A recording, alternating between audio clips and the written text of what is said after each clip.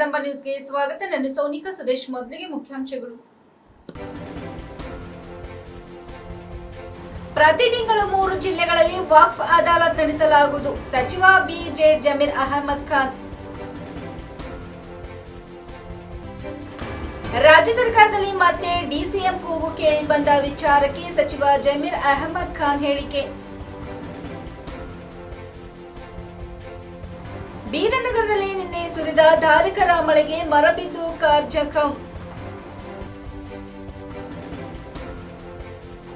ದೆಹಲಿ ಸಂಸತ್ ಭವನದಲ್ಲಿ 18ನೇ ಲೋಕಸಭೆಯ ಸದಸ್ಯರಾಗಿ ಪ್ರಮಾಣ ವಚನ ಸ್ವೀಕರಿಸಿದ ಸಾಗರ್ ಖಂಡ್ರೆ.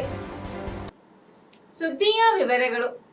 ವಕ್ಫ್ ಜಮೀನಿನ ಅತಿಕ್ರಮಣ ಮತ್ತು ಖಾತಾ ಸೇರಿದಂತೆ ಇತರ ವಿಷಯಗಳ ಕುರಿತು ಸಾರ್ವಜನಿಕರ ಅಹವಾಲುಗಳನ್ನು ಸ್ವೀಕರಿಸಿ ಅವರ ಸಮಸ್ಯೆಗಳನ್ನು ತಿಳಿದುಕೊಂಡು ಪರಿಹಾರ ನೀಡಲು ಪ್ರತಿ ತಿಂಗಳು 3 ಜಿಲ್ಲೆಗಳಲ್ಲಿ ವಕ್ಫ್ ಅದಾಲತ್ ನಡೆಸಲಾಗುವುದು ಎಂದು ವಸತಿ, ವಕ್ಫ್ ಮತ್ತು ಅಲ್ಪಸಂಖ್ಯಾತರ ಕಲ್ಯಾಣ ಇಲಾಖೆ ಸಚಿವರಾದ ಬಿ.ಜೆ. ಜಮೀರ್ ಅಹಮದ್ ಖಾನ್ ಹೇಳಿದರು. ಅವರು ಸೋಮವಾರ ಬೀದರ್ ನಗರದ ಹೈದರಾಬಾದ್ ರಸ್ತೆಯಲ್ಲಿರುವ ಪಟೇಲ್ ಫಂಕ್ಷನ್ ಹಾಲ್ನಲ್ಲಿ ಅಲ್ಪಸಂಖ್ಯಾತರ ಕಲ್ಯಾಣ, ಹಜ್ ಮತ್ತು ವಕ್ಫ್ ಇಲಾಖೆ ಹಾಗೂ ಕರ್ನಾಟಕ ರಾಜ್ಯ ಜಕಾಫ್ ಮಂಡಳಿ ವತಿಯಿಂದ ಹಮ್ಮಿಕೊಂಡಿದ್ದ ವಕ್ಫ್ ಅದಾಲತ್ ಕಾರ್ಯಕ್ರಮವನ್ನು ಉದ್ಘಾಟಿಸಿ ಮಾತನಾಡಿದರು. ಮೊದಲ ಸಲ ವಕ್ಫ್ ಅದಾಲತ್ ಕಾರ್ಯಕ್ರಮ ಬೀದರ್ ಜಿಲ್ಲೆಯಲ್ಲಿ ಹಮ್ಮಿಕೊಳ್ಳಲಾಗಿದೆ. ಖ್ಯಾತ ಸ್ಮಶಾನ ಭೂಮಿ ಸೇರಿದಂತೆ ಇತರ ವಕ್ಫ್ ಜಮೀನಿಗೆ ಸಂಬಂಧಿಸಿದ ಒಟ್ಟು 178 ಅಹವಾಲುಗಳು ಜನರಿಂದ ಬಂದಿದ್ದು, ಈ ಕುರಿತು ಚರ್ಚಿಸಿ ಅವುಗಳಿಗೆ ಪರಿಹಾರ ನೀಡಲು ಅಧಿಕಾರಿಗಳ ಸಭೆ ನಡೆಸುತ್ತೇನೆ. ಮುಸ್ಲಿಂ ಸಮುದಾಯದ ಜನರು ಹೆಚ್ಚಿರುವ ಪ್ರದೇಶಗಳಲ್ಲಿ ಸ್ಮಶಾನ ಭೂಮಿ ಇಲ್ಲದಿದ್ದರೆ ಅಲ್ಲಿ ಸರ್ಕಾರಿ ಜಾಗವಿದ್ದಲ್ಲಿ ಅದನ್ನು ಸ್ಮಶಾನ ಭೂಮಿಗೆ ಜಾಗ ನೀಡಲು ಅವಕಾಶವಿದೆ ಎಂದು ಹೇಳಿದರು. ಕಲಬುರಗಿ, ಮಂಗಳೂರು ಸೇರಿದಂತೆ ರಾಜ್ಯದ 4 ಕಡೆ ಹಜ್ ಭವನಗಳನ್ನು ನಿರ್ಮಿಸಲಾಗುವುದು. ತಮ್ಮ ಸಮಸ್ಯೆಗಳನ್ನು ಕೇಳಲು ನಾವು ಇಲ್ಲಿಗೆ ಬಂದಿದ್ದೇವೆ. ವಕ್ಫ್ ಆಸ್ತಿ ಯಾರದ್ದು ಅಲ್ಲ, ಅದು ಭಗವಂತನದಾಗಿದೆ. ಅದನ್ನು ಯಾರೇ ಅತಿಕ್ರಮಣ ಮಾಡಿದರೂ ಬಿಡುವುದಿಲ್ಲ. ಇಂದಿನ ತಮ್ಮ ಎಲ್ಲ ಅರ್ಜಿಗಳನ್ನು ಪ್ರಥಮ ಆದ್ಯತೆಯಾಗಿ ಪರಿಗಣಿಸುವುದರ ಜೊತೆಗೆ ತಮ್ಮ ಎಲ್ಲ ಸಮಸ್ಯೆಗಳಿಗೆ ಪರಿಹಾರ ನೀಡಲಾಗುವುದು ಎಂದು ಹೇಳಿದರು. ಪೌರಾಡಳಿತ ಮತ್ತು ಹಜ್ ಸಚಿವರಾದ ರಹೀಂ ಖಾನ್ ಅವರು ಮಾತನಾಡಿ, ಬೀದರ್ ಜಿಲ್ಲೆಗೆ 3 ದಿನ ಸಮಯ ನೀಡಿ ನಮ್ಮ ಜಿಲ್ಲೆಯ ವಕ್ಫ್ ಭೂಮಿಯ ಸಮಸ್ಯೆಗಳನ್ನು ಆಲಿಸುತ್ತಿರುವುದಕ್ಕೆ ಜಿಲ್ಲೆಯ ಎಲ್ಲ ಜನರ ಪರವಾಗಿ ತಮಗೆ ಅಭಿನಂದನೆಗಳು. ಬೀದರ್ ಜಿಲ್ಲೆಗೆ ಜಮೀರ್ ಅಹಮದ್ ಖಾನ್ ಬರುತ್ತಾರೆ ಎಂದಾಗಲೇ ಬಾಕಿ ಇರುವ ವಕ್ಫ್ ಜಮೀನಿನ ಅರ್ಧ ಸಮಸ್ಯೆಗಳಿಗೆ ಅಧಿಕಾರಿಗಳು ಪರಿಹಾರ ನೀಡಿದ್ದಾರೆ ಮತ್ತು ಇತರೆ ವಿಷಯಗಳ ಕುರಿತು ಅಧಿಕಾರಿಗಳೊಂದಿಗೆ ಚರ್ಚಿಸಲಾಗುವುದು ಎಂದು ಹೇಳಿದರು. ವಿಧಾನ ಪರಿಷತ್ ಸದಸ್ಯರಾದ ಅಬ್ದುಲ್ ಜಬ್ಬಾರ್ ಅವರು ಮಾತನಾಡಿ, ಸ್ಮಶಾನ ಭೂಮಿ ಹಾಗೂ ಮಸೀದಿಗಳ ಸಮಸ್ಯೆಗಳನ್ನು ತೆಗೆದುಕೊಂಡು ತಾವು ಹಲವಾರು ಕಡೆಯಿಂದ ಬಂದಿದ್ದೀರಿ ಮತ್ತು ವಕ್ಫ್ ಆಸ್ತಿ ಬಹಳಷ್ಟು ಕಡೆ ಅತಿಕ್ರಮವಾಗಿದೆ. ತಮ್ಮ ಎಲ್ಲ ಸಮಸ್ಯೆಗಳಿಗೆ ಪರಿಹಾರ ನೀಡುವುದು ನಮ್ಮ ಬಹುದೊಡ್ಡ ಜವಾಬ್ದಾರಿಯಾಗಿದೆ ಎಂದು ಹೇಳಿದರು. ವಕ್ಫ್ ಬೋರ್ಡ್ ರಾಜ್ಯಾಧ್ಯಕ್ಷರಾದ ಅನ್ವರ್ ಬಾಷಾ ಅವರು ಮಾತನಾಡಿ, ತಾವು ಬೆಂಗಳೂರಿಗೆ ಬಂದು ಅಲಿಯುವಂತಾಗಬಾರದು ಎನ್ನುವ ಕಾರಣಕ್ಕಾಗಿ ತಮ್ಮ ಸಮಸ್ಯೆಗಳನ್ನು ಆಲಿಸಲು ನಾವು ಇಲ್ಲಿಗೆ ಬಂದಿದ್ದೇವೆ.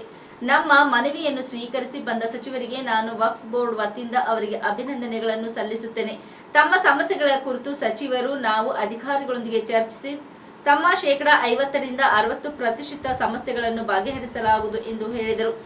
ಜನರು ಸ್ಮಶಾನ ಭೂಮಿ ಸಮಸ್ಯೆ, ವಕ್ಫ್ ಭೂಮಿ ಅತಿಕ್ರಮಣ ಕಮಿಟಿ ಸಮಸ್ಯೆಗಳ ಹೆಚ್ಚಿನ ಅರ್ಜಿಗಳನ್ನು ಸಚಿವರ ಗಮನಕ್ಕೆ ತಂದರು. ಇದರಲ್ಲಿ ಕಮಿಟಿ ಸಮಸ್ಯೆಗಳನ್ನು ತರಬೇಡಿ, ಅದಕ್ಕೆ ಪ್ರತ್ಯೇಕವಾಗಿ ಚರ್ಚಿಸಲಾಗುವುದು. ಈಗ ಕೇವಲ ವಕ್ಫ್ ಭೂಮಿ ಕಬಳಿಕೆ ಸಮಸ್ಯೆ ಮತ್ತು ಮೋಟಿಷನ್ ಹಾಗೂ ಸ್ಮಶಾನ ಭೂಮಿಗೆ ಸಂಬಂಧಿಸಿದ ವಿಷಯಗಳನ್ನು ಗಮನಕ್ಕೆ ಇರಬೇಕೆಂದು ಜನರಲ್ಲಿ ಮನವಿ ಮಾಡಿದರು. ಸಚಿವರು ಎಲ್ಲರ ಸಮಸ್ಯೆಗಳಿಗೆ ಉತ್ತಮ ರೀತಿಯಲ್ಲಿ ಸ್ಪಂದಿಸುವ ಮೂಲಕ ಎಲ್ಲರ ಸಮಸ್ಯೆಗಳಿಗೆ ಪರಿಹಾರ ನೀಡುವ ಕುರಿತು ಭರವಸೆಗಳನ್ನು ನೀಡಿದರು. ಈ ಕಾರ್ಯಕ್ರಮದಲ್ಲಿ ಬೀದರ್ ನಗರಸಭೆ ಅಧ್ಯಕ್ಷರಾದ ಮೊಹಮ್ಮದ್ ಗೌಸ್, ಬೀದರ್ ಜಿಲ್ಲಾ ವಕ್ಫ್ ಬೋರ್ಡ್ ಅಧ್ಯಕ್ಷರಾದ ಮೊಹಮ್ಮದ್ ಫಿರೋಜ್ ಖಾನ್, ಕಾಂಗ್ರೆಸ್ ಮುಖಂಡರಾದ ಅಯಜ್ ಖಾನ್, ಮನ್ನನ್ ಸೇಠ್ ಸೇರಿದಂತೆ ಅಲ್ಪಸಂಖ್ಯಾತರ ಕಲ್ಯಾಣ ಇಲಾಖೆ, ಜಿಲ್ಲಾ ವಕ್ಫ್ ಬೋರ್ಡ್, ಬೀದರ್ ನಗರಸಭೆ ಅಧಿಕಾರಿಗಳು ಸೇರಿದಂತೆ ಇತರರು ಉಪಸ್ಥಿತರಿದ್ದರು.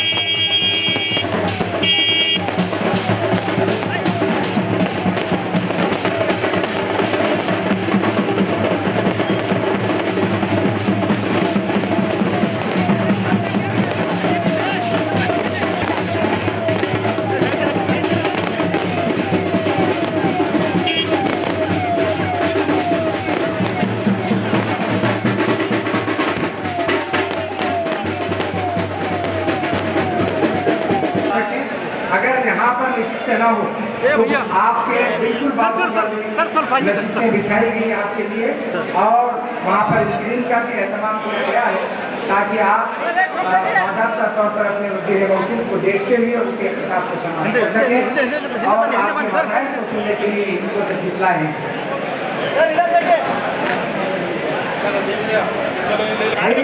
ये खवास के लिए है, आवाम के लिए पूरा ಇದರಲ್ಲಿ ಮೊದಲೇ ಬಾರಿ ನಾವು ವಕ್ಫು ಅದಾಲತನ್ನು ಇಟ್ಟಿದ್ದೀವಿ ಇವತ್ತು. ಕಾರಣ ಅಂದರೆ ಭಾಳಷ್ಟು ಡಿಸ್ಟಿಕ್ಕಲ್ಲಿ ವಕ್ಫ್ ಸಮಸ್ಯೆಗಳಿದೆ, ಭಾಳಷ್ಟು ಖಾತಾಗಳು ಆಗಿಲ್ಲ, ಭಾಳಷ್ಟು ಎಂಕರೇಜ್ಮೆಂಟ್ ಇತ್ತು. ಆ ಟ್ರಯಲ್ ಬೇಸಿಕಲ್ಲಿ ಬೆಳಗಾಮಲ್ಲಿ ನಾವು ವಕ್ಫ್ ಅದಾಲತ್ ಅಂತ ಮಾಡಿದ್ವಿ.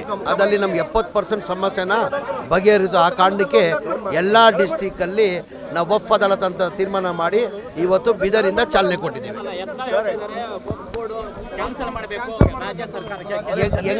ಇಲ್ಲಲ್ಲ, ಇದು ಪತ್ರ ಬರ್ತಿದ್ದೀನಿ, ಇದನ್ನ ಕ್ಯಾನ್ಸಲ್ ಮಾಡಿ ಕಂದಾಯ ಇಲಾಖೆ ವಾಪಸ್ ಕೊಡಬೇಕು ವಕ್ಫ್ ಆಸ್ತಿನೆಲ್ಲ. ಈಗ ಇದು ವಕ್ಫ್ ಆಸ್ತಿ ಸರ್ಕಾರ ಕೊಟ್ಟಿದ್ದಿಲ್ಲ, ರೆವೆನ್ಯೂ ಡಿಪಾರ್ಟ್ಮೆಂಟಿಂದ ಕೊಟ್ಟಿದ್ದ ಆಸ್ತಿ ಅಲ್ಲ. ಇದು ಕೊಟ್ಟಿರೋದು ದಾನಿಗಳು. ಯತ್ನಾಳವರು ಮೊದಲೇ ಅರ್ಥ ಮಾಡ್ಕೊಳ್ಬೇಕು. ಇದು ಸರ್ಕಾರ ಕೊಟ್ಟಿದ್ರೆ ಸರ್ಕಾರ ವಾಪಸ್ ತಗೊಳ್ಳೋದು ಪ್ರಾವಿಷನ್ ಇದೆ. ಹೇಳ್ರಿ, ನಾನು ಹೇಳೋದು ಕೇಳ್ಬೇಕು ನೀವು. ಇದು ಸ್ವಂತ, ಇದು ಯಾವುದಾದ್ರು ಸರ್ಕಾರ ಕೊಟ್ಟಿದ್ರೆ ಸರ್ಕಾರಕ್ಕೆ ವಾಪಸ್ ತಗೊಳ್ಳೋದು ಅವ್ರಿಗೆ ಪ್ರಾವಿಷನ್ ಇದೆ. ಇದು ಸರ್ಕಾರ ಏನು ಕೊಟ್ಟಿಲ್ಲ, ಇದು ದಾನಿಗಳು ಕೊಟ್ಟಿರೋದು. ದಾನಿಗಳು ಸಮಾಜಕ್ಕೆ ಒಳ್ಳೇದಾಗಲಿ, ಬಡವ್ರಿಗೆ ಒಳ್ಳೇದಾಗಲಿ ಅಂತ ದಾನಿಗಳು ಕೊಟ್ಟಿರೋದು. ಎಲ್ಲ ಒಟ್ಟಾಗಿ ಸೇರಿ ಎಷ್ಟು ಹೇಳಿ 37,000 ಎಕರೆ ನಮ್ಮ ರಾಜ್ಯದಲ್ಲಿರೋದು. ಅದರಲ್ಲಿ 4,570 ಎಕರೆ ಎಂಕ್ರೋಚ್ಮೆಂಟ್ ಆಗಿದೆ ಇಡೀ ರಾಜ್ಯದಲ್ಲಿ. ಆ ಕಾರಣಕ್ಕೆ ನಾವು ಇದು ವಕ್ಫ್ ಅದಾಲತ್ ಮಾಡ್ತಾ ಇರೋದು. ನಮ್ಮ ಆಸ್ತಿ ಹೋಗಿರೋದು ಯತ್ನಾಳ್ ಅವ್ರಿಗೆ ಭಾಳ ಕಾನೂನು ಗೊತ್ತಿದೆ ಅಂತ ತಿಳ್ಕೊಂಡಿದೆ, ಭಾಳ ಬುದ್ಧಿವಂತರು ಅಂತ ತಿಳ್ಕೊಂಡಿದೆ. ಈ ವಕ್ಫ್ ಆ್ಯಕ್ಟ್ ಮಾಡಿದ್ಯಾರು ಹೇಳಿ? 1956 ನೆಹರು ಇರುವಾಗ ವಕ್ಫ್ ಆ್ಯಕ್ಟ್ ಆಗಿದೆ. ಇದು ದಾನಿಗಳು ಕೊಟ್ಟಿರೋದು ಆಸ್ತಿ, ಯಾವ ಸರ್ಕಾರ ಕೊಟ್ಟಿದ್ದ ಆಸ್ತಿ ಅಲ್ಲ. ಯತ್ನಾಳವರು ಅರ್ಥ ಮಾಡ್ಕೊಳ್ಬೇಕಾಗ್ತದೆ. ಯಾರು ಪತ್ರ ಬರೆದ್ರು ರೀ, ರದ್ದು ಮಾಡಿ ಅಂತ ಹೆಂಗೆ ರದ್ದು ಮಾಡೋಕ್ಕಾಗ್ತದೆ? ಹೆಂಗೆ ಸಾಧ್ಯ ರದ್ದು ಮಾಡೋಕ್ಕಾಗ್ತದೆ? ಯಾವ ಕಾರಣಕ್ಕೆ ರದ್ದು ಮಾಡ್ತಾರೆ? ಈಗ ಸರ್ಕಾರ ಕೊಟ್ಟಿದ್ರೆ ಜಾಗ ವಾಪಸ್ ಕೇಳಿದ್ರಲ್ಲಿ ನಾನು ಅರ್ಥ ಇದೆ ಅದಲ್ಲಿ. ಇದು ದಾನಿಗಳು ಕೊಟ್ಟಿರೋದು ಯಾರೋ, ಅವರು ರಿಲೇಷನ್ ಇದ್ದೂ ಪಾಪ ಅವ್ರ ಹೆಂಡತಿ ಕಡೆಯವ್ರು ಇರ್ತಾರೆ, ತಂದೆ ಕಡೆಯವ್ರು ಇರ್ತಾರೆ, ಅದೆಲ್ಲ ಇದ್ದೂ ನಮ್ಮ ದಾನ ಮಾಡಿರೋದು, ಒಬ್ಗೋಡಿಗೆ ಡೊನೇಟ್ ಮಾಡಿರೋದು. ಏನಕ್ಕಂದರೆ ಸಮಾಜಕ್ಕೆ ಒಳ್ಳೇದಾಗಲಿ ಅಂತ. ಕೊಡುವಾಗ ಏನು ಮಾಡ್ತಾರೆ, ಕಂಡೀಷನ್ ಹಾಕ್ತಾರೆ. ವಕ್ಫ್ಗೆ ಯಾರಿಗಾನ ಕೊಡಬೇಕಾದ್ರೆ ಅವರು ದಾನಿಗಳು ಯಾರು ಕೊಟ್ಟಿದ್ದಾರೆ ಆ ಕಂಡೀಷನ್ ಹಾಕ್ತಾರೆ. ಯಾವ ಪರ್ಪಸ್ಗೆ ನಾವು ಯೂಸ್ ಮಾಡಬೇಕಂತ, ಎಜುಕೇಷನ್ ಪರ್ಪಸ್ ಯೂಸ್ ಮಾಡಬೇಕು, ಖಬರಸ್ತಾನ್ಗೆ ಯೂಸ್ ಮಾಡಬೇಕು, ಈದ್ಗಾ ಮೈದಾನ್ಗೆ ಯೂಸ್ ಮಾಡಬೇಕು, ಮಸೀದಿಗೆ ಕೊಡಬೇಕಂತ ಆ ದಾನಿಗಳು ವಕ್ಫ್ ಮಾಡುವಾಗ ಕಂಡೀಷನ್ ಹಾಕ್ತಾರೆ, ಇಂಥದಕ್ಕೆ ಯೂಸ್ ಮಾಡಬೇಕಂತ. ಅದೇನಾಗಿದೆ ಅವ್ರಿಗೆ ರಾಜಕೀಯ ಇಲ್ಲ. ಅವ್ರಿಗೆ ಮುಸಲ್ಮಾನ್ ಬಗ್ಗೆ ಮಾತಾಡಿದ್ರೆ ಬೇರೆಯವ್ರು ಖುಷಿ ಆಗ್ತಾರೆ ಅಂತ ಹಿನ್ನೆಲೆ ಮಾಡ್ತಾ ಇರ್ತದೆ. ಅವ್ರಿಗೆ ಬರೀ ರಾಜಕೀಯ. ಅವ್ರಿಗೆ ಯಾವ ಹಿಂದೂನು ಬೇಕಾಗಿಲ್ಲ, ಯಾವ ಮುಸಲ್ಮಾನೂ ಬೇಕಾಗಿಲ್ಲ. ಒಳ್ಳೆ ಕೆಲಸ, ಅಭಿವೃದ್ಧಿ ಕೆಲಸ ಮಾಡಕ್ಕೆ ಒಳ್ಳೆ ಯಾರ್ದು ಯಾರು? ನಾನು ಅದೇ ಹೇಳ್ದಲ್ಲ, ನೆನ್ನೆ ಯತ್ನಾಳ್ ಅವ್ರು ಹೇಳಿದ್ದಕ್ಕೆ ನಾನೇನಂದೆ, ಅವ್ರ ತಂದೆ ಆಸ್ತಿನೂ ಅಲ್ಲ, ನನ್ನ ತಂದೆ ಆಸ್ತಿನೂ ಅಲ್ಲ. ಇದು ಜನ ದಾನಿಗಳು ದಾನ ಮಾಡಿರೋದು ಆಸ್ತಿಗಳಿದು. ರಾಜ್ಯ ಸರ್ಕಾರದಲ್ಲಿ ಮತ್ತೆ ಡಿಸಿಎಂ ಕೂಗು ಕೇಳಿ ಬಂದ ವಿಚಾರವಾಗಿ ಬೀದರ್ನಲ್ಲಿ ಡಿಸಿಎಂ ಆಕಾಂಕ್ಷಿ ಸಚಿವ ಜಮೀರ್ ಅಹಮದ್ ಖಾನ್ ಅವರು ನಮ್ಮ ಅಭಿಪ್ರಾಯ ನಾವು ಹೇಳಿದ್ದೇವೆ ಎಂದು ಡಿಸಿಎಂ ಆಕಾಂಕ್ಷಿ ಜಮೀರ್ ಅಹಮದ್ ಗಿಂತ ವ್ಯಕ್ತಪಡಿಸಿದರು. ನಮ್ಮ ಪಕ್ಷ ಹೈಕಮಾಂಡ್ ಪಕ್ಷವಾಗಿದೆ, ಹೀಗಾಗಿ ಹೈಕಮಾಂಡ್ ಡಿಸಿಎಂ ಮಾಡೋದು ಪರಮೇಶ್ವರ್, ರಾಜಣ್ಣ, ಸತೀಶ್ ಜಾರಕಿಹೊಳಿ ಅವರ ಅಭಿಪ್ರಾಯ ಹೇಳಿದ್ದಾರೆ. ಎಂಬಿ ಪಾಟೀಲ್ ಕೂಡ ಅವರ ಅಭಿಪ್ರಾಯ ಹೇಳಿದ್ದಾರೆ. ನಾನು ರಹೀಂ ಖಾನ್ ನಮ್ಮ ಅಭಿಪ್ರಾಯ ಹೇಳಿದ್ದೇವೆ ಎಂದರು. ಇನ್ನು ಪತ್ರಕರ್ತರ ಪ್ರಶ್ನೆಗೆ ಜಮೀರ್ ಅವರು ದರ್ಶನ್ಗೆ ಶಿಕ್ಷೆ ಆಗಿದೆ, ಈಗ ಜೈಲಿನಲ್ಲಿ ಇದ್ದಾರೆ, ಹೀಗಾಗಿ ಈ ಬಗ್ಗೆ ಕಾಮೆಂಟ್ ಮಾಡಿಲ್ಲ. ಇನ್ನು ಸೂರಜ್ ರೇವಣ್ಣ ಪ್ರಕರಣ ತನಿಖೆ ನಡೆಯುತ್ತದೆ ಎಂದರು. ಈ ದೇಶಕ್ಕೆ ಸ್ವಾತಂತ್ರ್ಯ ತಂದಿದ್ದು ನಾವು, ಸ್ವಾತಂತ್ರ್ಯ ತರಲು ಬಿಜೆಪಿ ಏನು ಮಾಡಿದೆ ಇತಿಹಾಸವಿದೆ. ಬಿಜೆಪಿ ಹಾಗೂ ಆರ್ಎಸ್ಎಸ್ ಯಾರ ಜೊತೆ ಇದ್ರೂ ಇತಿಹಾಸವಿದೆ. ಈ ದೇಶ ನಮ್ಮದು ರೀ ಎಂದು ಸಚಿವ ಜಮೀರ್ ಅಹಮದ್ ಖಾನ್ ಬಿಜೆಪಿಗೆ ಟಾಂಗ್ ನೀಡಿದರು. ಅರ್ಥ ಆಯ್ತಾ? ನಾವೇನಕ್ಕೆ ಪಾಕಿಸ್ತಾನ ಸ್ವಾತಂತ್ರ್ಯ ನಾವು ತಂದಿರೋದು. ಬಿಜೆಪಿಯಲ್ಲಿ ಏನು ಸ್ವಾತಂತ್ರ್ಯ ತರಕ್ಕೆ ಬಿಜೆಪಿಯವ್ರು ಏನು ಮಾಡಿದ್ದಾರೆ ಇತಿಹಾಸ ಇದೆ. ಅದು ಸ್ವಾತಂತ್ರ್ಯ ತರಕ್ಕೆ ಯಾರ ಜೊತೆ ಬಿಜೆಪಿ ಅವರು ಇದ್ರು, RSS ಅವರು ಯಾರ ಜೊತೆ ಇದ್ರು ಇತಿಹಾಸ ಇದೆ. ಅದು ಏನು ಹೇಳಿ, ಈ ದೇಶ ನಮ್ಮದು ರೀ, ನಮ್ಮ ದೇಶ ಇದು.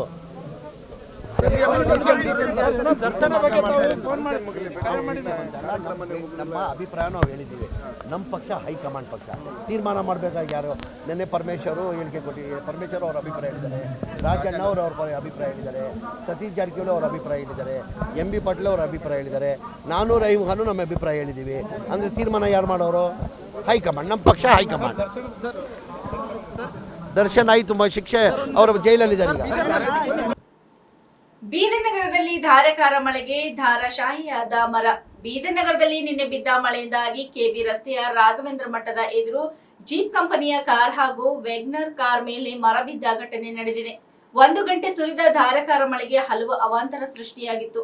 ನಗರದ ಅನೇಕ ಪ್ರಮುಖ ರಸ್ತೆಗಳು ಕೆರೆಯಂತಾದವು. ಇದರ ಪರಿಣಾಮ ವಾಹನ ಸವಾರರ ಪರದಾಡುವಂತಾಯಿತು. ಮಳೆಗಾಲ ಆರಂಭಕ್ಕೂ ಮುನ್ನ ಚರಂಡಿ ಸ್ವಚ್ಛಗೊಳಿಸಿದ ಹಿನ್ನೆಲೆ ಅನೇಕ ರಸ್ತೆಗಳು ಜಲಾವೃತಗೊಂಡವು. ಪೌರಾಡಳಿತ ಸಚಿವರ ತವರಲ್ಲೇ ನಗರಸಭೆ ಅಧಿಕಾರಿಗಳ ನಿರ್ಲಕ್ಷ್ಯತನವು ಕಾಣಬರುತ್ತಿದೆ. ನಗರಸಭೆ ಅಧಿಕಾರಿಗಳ ವಿರುದ್ಧ ಸಾರ್ವಜನಿಕರ ಹಿಡಿಶಾಪ ಹಾಕುವಂತಾಗಿದೆ.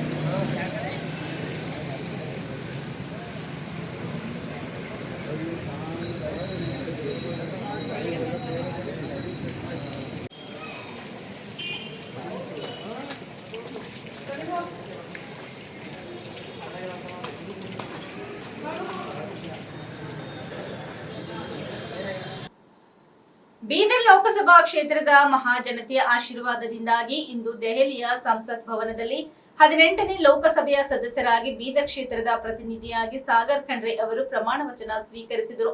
ಈ ಅದ್ಭುತ ಅವಿಸ್ಮರಣೀಯ ಕ್ಷಣಿಕ ಕಾರಣಭೂತರಾದ ಬೀದರ್ ಲೋಕಸಭಾ ಕ್ಷೇತ್ರದ ಮತದಾರ ಪ್ರಭುಗಳಿಗೆ ನಾನು ಅನಂತ ಧನ್ಯವಾದಗಳು ಅರ್ಪಿಸುತ್ತೇನೆ. ತಮ್ಮೆಲ್ಲರ ನಿರೀಕ್ಷೆಗಳಿಗೆ ತಕ್ಕಂತೆ ಬೀದರ್ ಕ್ಷೇತ್ರದ ಜನತೆಗೆ ಚ್ಯುತ್ಯ ಬರದಂತೆ ಕ್ಷೇತ್ರ, ರಾಜ್ಯ ಹಾಗೂ ದೇಶದ ಏಳಿಗೆಗಾಗಿ ಪ್ರಾಮಾಣಿಕವಾಗಿ ಕಾರ್ಯನಿರ್ವಹಿಸುತ್ತೇನೆ ಎಂದು MP ಸಾಗರ್ ಖಂಡ್ರೆ ಹೇಳಿದರು. सागर ईश्वर खांद्रे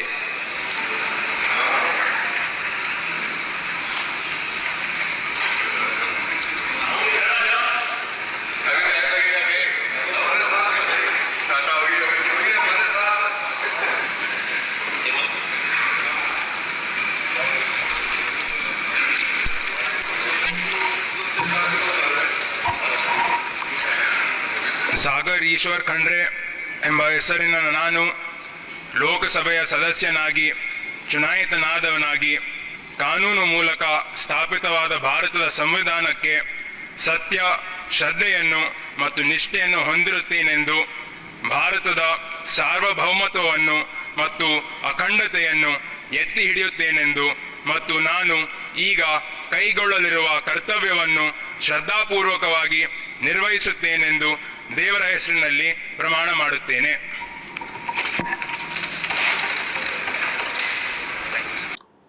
ಬೀದರ್ ಜಿಲ್ಲೆ ಬಸವಕಲ್ಯಾಣ ನಗರದ ಬಸವೇಶ್ವರ ದೇವಸ್ಥಾನ ಮಂದಿರ ಸುಮಾರು 1 ವರ್ಷದಿಂದ ಚರಂಡಿ ನೀರು ತುಂಬಿ ದುರ್ವಾಸನೆ ಬರುತ್ತಿದೆ. ಅಕ್ಕಪಕ್ಕದಲ್ಲಿ ಮನೆಗಳು ಇದ್ದು ದುರ್ವಾಸನೆ ಬರುವುದು ಕಂಡು ನರಕ ಯಾತನೆ ಅನುಭವಿಸುವಂತಾಗಿದೆ. ನಗರಸಭೆ ಪೌರ ಆಯುಕ್ತರು ಕೂಡಲೇ ಚರಂಡಿ ಸ್ವಚ್ಛಗೊಳಿಸಬೇಕೆಂದು ಜೆಡಿಎಸ್ ಪಕ್ಷದ ನಗರ ಘಟಕದ ಪ್ರಧಾನ ಕಾರ್ಯದರ್ಶಿ ಧನರಾಜ್ ಡಿ ರಾಜುಳೆ ಅಧಿಕಾರಿಗಳಿಗೆ ಕೈಮುಗಿದು ಹೇಳಿದ್ದಾರೆ.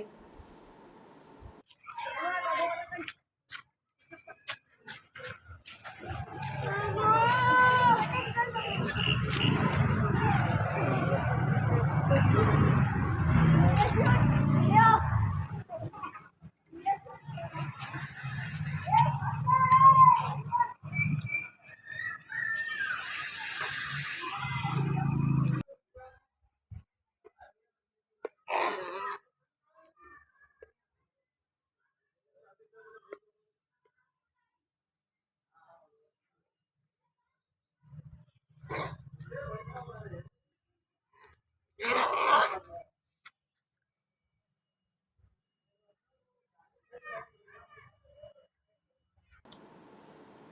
ಸುದ್ದಿ ಕೊಟ್ಟಿದ್ದು ನಾನು ಸೋನಿಕಾ ಸುದೇಶ್. ಮುಂದಿನ ಸುದ್ದಿಯೊಂದಿಗೆ ಮತ್ತೆ ಭೇಟಿಯಾಗೋಣ. ವಂದನೆಗಳು.